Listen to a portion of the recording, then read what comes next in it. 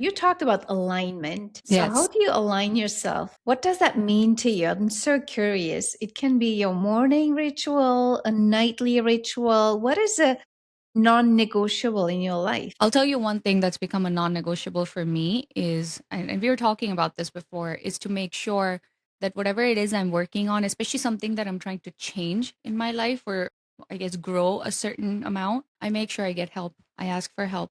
You Hmm. know, I used to say I grew up in corporate and I did because I was like, because I come from a very conservative culture, Indian background. So I had to learn the ropes when I started working in corporate America. And I was, I guess you could say, thrown to the wolves because I worked at these really top firms and I had no clue what the culture was going to be like. So I had to learn how to be assertive. I had to learn how to stand up for myself. But then in that, I became so ambitious to a point, not even ambitious, almost aggressive to a point that I didn't Yeah. necessarily see myself, the real me in it.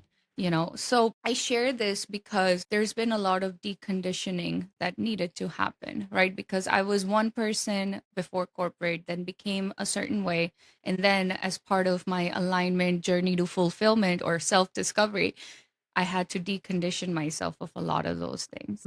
I love it. And that probably included a process where you had to let go maybe of some of the masculine personality, just adopt it, right? And that's really what it is, right? Because you become such a self-sufficient individual and you mistake independence for isolation, or rather isolation for independence. Right. Come to think of it, like my clients now mostly, because I'm an executive coach now, right? So I work with corporate professionals. I speak to many people. They are just trying to do everything on their own. They're reading books, they're listening to podcasts, which are great, right? And they're attending seminars even.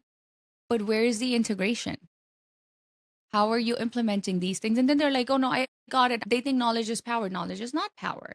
Execution is, right? But then how are you executing? Well, execution requires a very well put and well thought out strategy and action plan. And then there's accountability and all of that. Now, if you're trying to do it all on your own, you're going to go crazy. And imagine trying to make those changes in every area of your life, your health, your body, your Yes. all at the Yes. same time. I don't think that's a very good use of your energy. So, long story short, I learned to ask for help and I looked for key mentors, people who were experts in their, areas or like areas that I wanted to grow in. And then I aligned myself to them. I allowed myself to receive support and be held accountable because when I can create a structure for myself or give myself the ability to follow a structure, that's what allows me to flow better as a feminine, and also bring in the masculine, the focus that I do need in the world, only where it's truly needed,